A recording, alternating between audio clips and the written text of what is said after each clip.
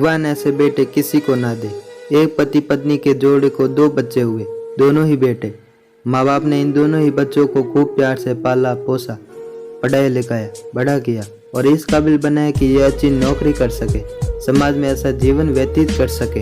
अपने बच्चों के लिए दिन रात कड़ी मेहनत करके एक बंगले जैसा 2 मंजिला घर बना कर दिया, ताकि दोनों बेटे शादी के बाद भी एक साथ लेकिन अलग अलग कमरों में रह सके, ताकि आगे चलकर कभी बंटवारे का विचार ना आए और इनमें लड़ाई झगड़े ना हो। दोनों बेटों की अच्छी नौकरियां लग गई, दोनों की शादी हो गई। बड़ा बेटा जो घर के पहले माले पर रहता था, उसको एक बच्चा भी हुआ। पोते का मुंह देखकर दादा दादी बहुत खुश हुए।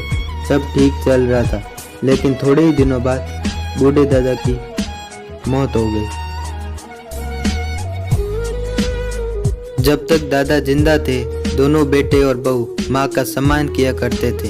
जैसे ही दादा मर गए, दोनों बेटे और बहुएं हर दिन माँ की सेवा करना तो दूर, माँ को हर दिन खाना खिलाने के लिए भी राजी ना थे।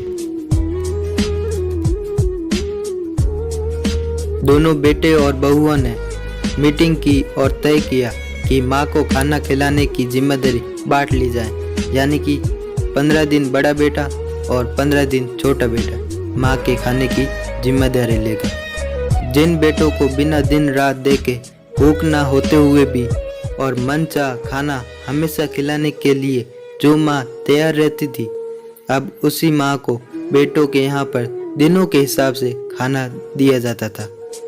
माँ का दिल बड़ा था। माँ को इस बात की खुशी थी कि वह जैसे भी हो अपने बेटों के साथ रह रही है, और इसी खुशी के कारण बेटों के द्वारा दी गई रूखी सूखी भी उसे किसी पकवान से कम ना लगती। लेकिन दुर्भाग्य की बात तब हो जाती जब किसी महीने में 31 दिन आ जाते और उस एक दिन माँ को भूखा ही रहना पड़ता।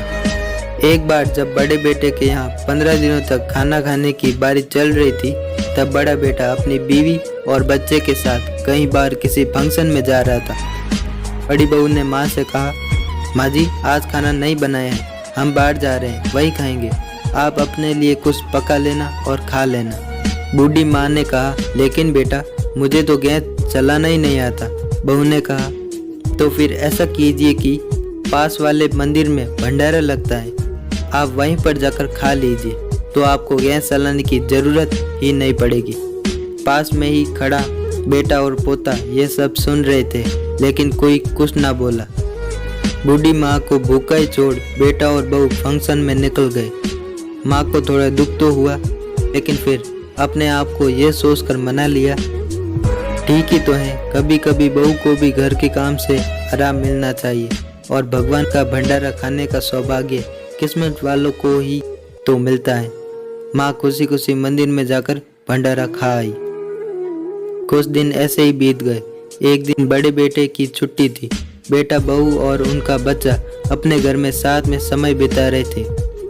माँ बाप छोटे बच्चे को पूछ रहे थे कि वह बड़ा होकर क्या बनना चाहता है और क्या करना चाहता है। छोटे बच्चे ने बड़े ही सरल भाव से माँ बाप को उत्तर देते हुए कहा, वह बड़ा होकर वकील बनना चाहता है। उसकी इच्छा इस घर से भी बड़ा एक घर लेने की है, लेकिन वह घर मंदिर के पास होना चाहिए। माँ बाप ने पूछा, घर के पास मंदिर क्यों होना चाहिए?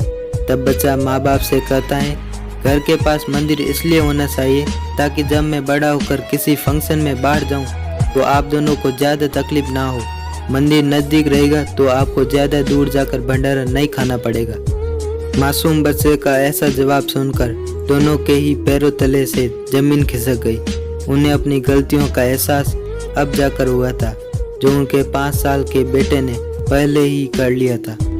दोस्तों, दुनिया के हर माँ बाप ये सोचकर अपने बच्चों को बड़ा करते हैं कि वह उनके बुढ़ापे की लाठी बनेंगे, ना कि वह लाठी बनकर उनके ही पीठ पर बरसेंगे। कर्म का चक्कर निरंतर घूमता रहता है। दोस्तों, आज जो तुम दूसरों के साथ कर रहे हो, आगे चलकर तुम्हारे साथ वही होगा, यह तय है। इसलिए हमेशा याद रखो कि दूसरों के साथ वैसा ही बर्ताव करो जैसा तुम चाहते हो कि बाकी लोग तुम्हारे साथ करें।